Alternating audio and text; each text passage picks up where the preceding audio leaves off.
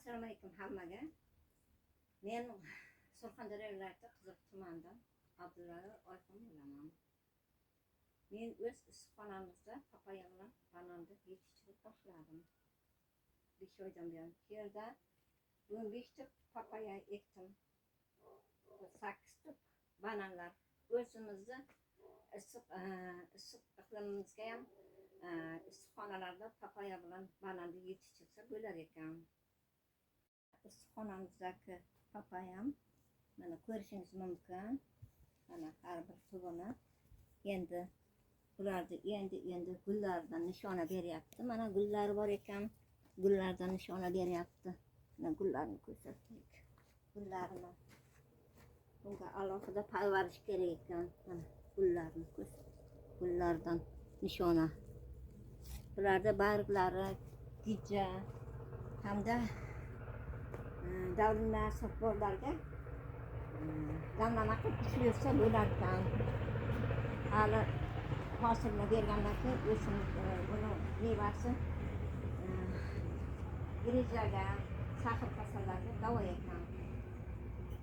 Bundan keyin sitrus mevalarni turli materialini olib ekmoqchiman.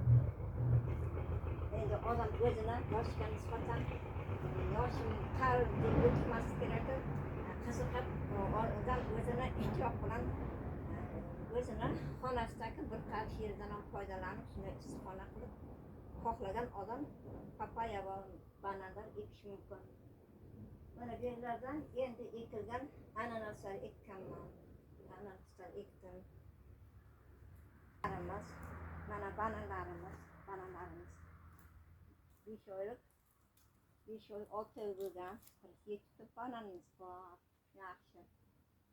Endi oziqni bilib oziqasini berib tursa mehr bilan mana shunday hosildan ertaga hosilni olish mumkin. Odamlar o'zini qaridim deb o'zini keraksiz qilmaslik kerak. Bir qarich yerda ham foydalanish kerak. Bu endi davlatimizda, O'zbekistonimizda, Surxondaryomizda endi kelajakka yetirsak demoqchiman. Bu yerlarda atrofida hamda limonlarimiz bor. Limonlarimiz ham tugib qolgan. Qishda g'amini yeb, ularga endi pechka olib, ko'mir pechka qo'ydik. Saqlash kerak ekan bularni. Bundan keyin dragon, mango keltirib ekmoqchiman.